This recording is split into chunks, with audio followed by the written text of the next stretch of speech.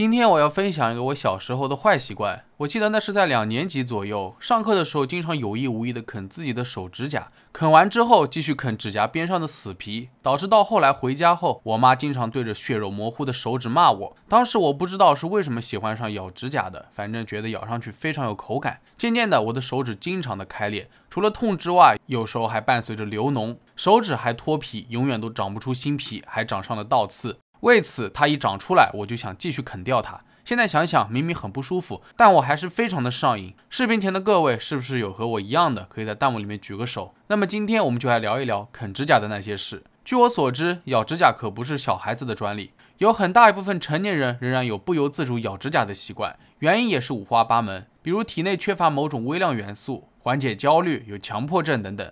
其实这倒也不是什么稀奇的事，毕竟是个人习惯问题。但如果说有人因为咬指甲差一点点就要被截肢了，更有甚者直接休克，如果都到这份上，那这手指到底是不是非要不可呢？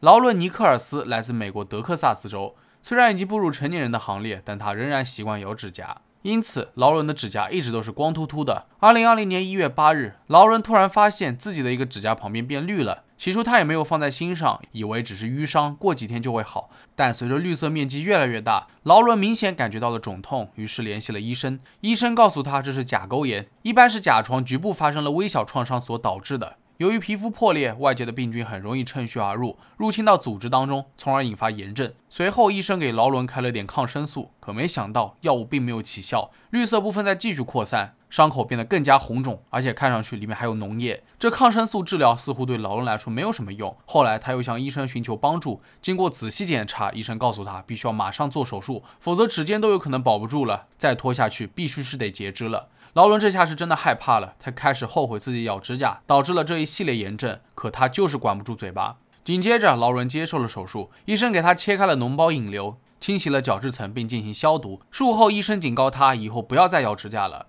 这次所幸劳伦及时来医院治疗，否则继续感染下去，后果不堪设想。好在有惊无险，劳伦术后恢复得不错。他第一时间在 TikTok 上面发了一个视频，想用自己的亲身经历告诫那些和他一样爱咬指甲的人，早点改掉这个坏习惯。然而，劳伦并不是唯一一个因为咬指甲而差点截肢的人。来自苏格兰的史蒂文·麦克唐纳也爱咬指甲，而且这一习惯陪伴到他48岁那年。不过很快他就要为自己看似无害的习惯而付出惨痛的代价。和劳伦一样，起初史蒂文的指甲附近出现脓包，还长出了绿色的东西，他也没有当回事情。毕竟咬了这么多年指甲，总会有不小心咬破的时候。为了消炎止痛，史蒂文去药房配了硫酸镁粉进行湿敷，可是伤口迟迟不见好，绿色部分还在扩张。大约在1周后，史蒂文发现自己手指到前臂的区域起了许多皮疹，于是他告诉了妻子。身为护理人员的妻子立刻发觉不对，于是当即陪他去了医院。果然，医生发现他指甲周围的皮肤感染得很厉害，就把他送进了急诊室。史蒂文整个人都不知所措，他在第一时间就被注射了强力抗生素，而且医生还告诉他们，现在最重要的就是把史蒂文转到大医院去做手术，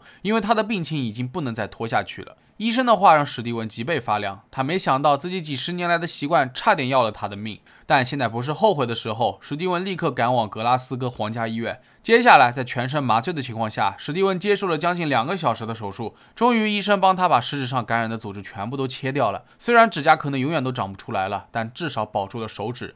术后，史蒂文被留院观察4天，在这期间，他痛下决心要彻底改掉咬指甲的习惯。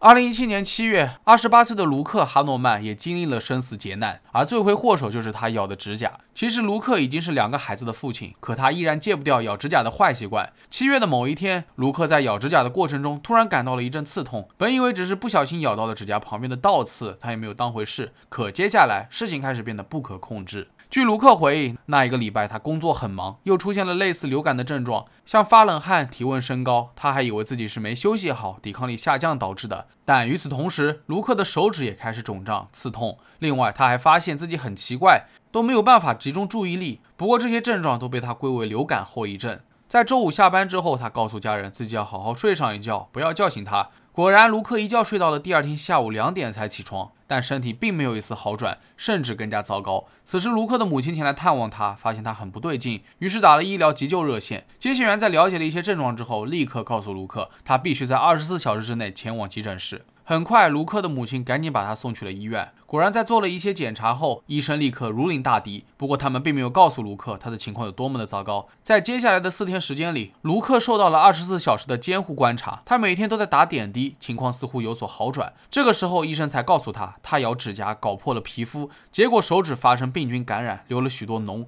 进而各种致病毒素进入血液循环，最终引发了血液中毒，也就是败血症。幸运的是，卢克的败血症已经度过危机。这个时候他才知道事情的严重性，再晚一点送医院，他恐怕会导致多重器官衰竭而危及到生命。至于败血症，根据资料显示，英国每年约有12万3000例败血症病例，其中有3万7000人为此而丧命。这种疾病最初的症状比较常见，患者通常会感到昏昏欲睡、全身无力、头晕、腹泻等等。一开始大家都会以为这是最普通的发烧感冒，如果一直没有当回事，病情便会迅速恶化，皮肤开始出现斑点，言语含糊不清，肌肉疼痛，呼吸困难，一天都不排尿等等。反正整个人感觉都快要死掉了。通常来说，有基础疾病的患者，免疫力较低的人会比较容易得败血症，但也不是说其他人能与这种疾病绝缘，如果不及时治疗的话，便会危及到生命。出院后的卢克深有感触，在这之前，他从未想过自己年纪轻轻会得这种败血症。这次惨痛的经历终于让他幡然醒悟。卢克向公众分享了自己的亲身经历，希望能够提高人们对于这种疾病的认识。同时，他也呼吁其他爱咬指甲的人必须要下定决心戒掉这种坏毛病，绝不给病菌趁虚而入的机会。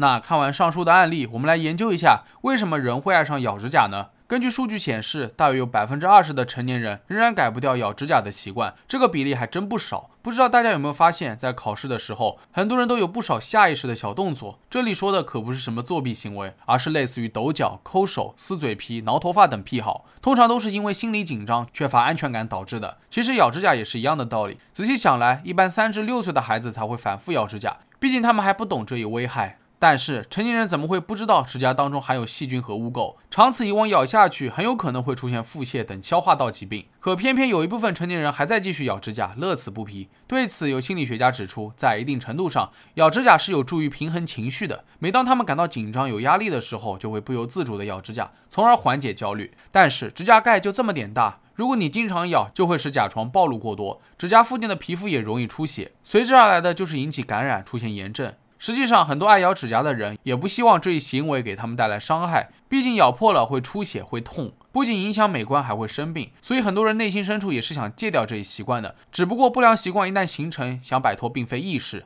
当然，也有人认为爱咬指甲是强迫症的一种，可实际上这还是有点区别的，因为一般来说，强迫症与严重焦虑有关，而相反，咬指甲的过程往往伴随的是快乐、放松的情绪。虽然时间一长，后遗症不免让人烦恼，但至少在咬的那一刻，人的内心是充满满足感的。所以后来有心理学家对咬指甲这一行为总结了一个更加合理的说法：成年人之所以会沉迷于此，是因为它能够为咬指甲的人分散注意力，缓解紧张，同时还能带来一瞬间的快乐和放松。那么问题来了，该怎么改掉这一坏习惯呢？实际上，虽然每个人咬指甲的初衷不一样，有人是因为压力大，有人纯粹是因为无聊解闷，但归根到底，环境因素占了很大一部分。就比如你是在看电视无聊的时候想要咬指甲，那你可以嘴里嚼一个口香糖，或者手里拿个东西玩，把手和嘴都占据了。如果你是紧张焦虑的时候爱咬指甲的话，可以换个缓解的方法，就比如深呼吸、喝水、握紧拳头等。当然，几十年的习惯不是说改就能改的，你可以找个人监督自己，也可以想办法让自己讨厌咬指甲，就比如涂透明的指甲油、做美甲等等，想方设法让指甲的口感没那么好，久而久之就能有效阻止这一行为。当然，不管你用什么方法，最重要的还是坚持二字，因为无论是好习惯还是坏习惯，都不是一天养成的，但凡形成就很难打破。千万不要因为觉得害羞就不想身边的人监督自己，找出坏习惯的诱因，学会转移注意力，用更健康的方式替代，从而控制自己对不良习惯的依赖。也希望大家都能够戒瘾成功。那么好了，本期视频到这就结束了。如果各位身边有喜欢咬指甲的朋友，可以把这个视频转发给他看，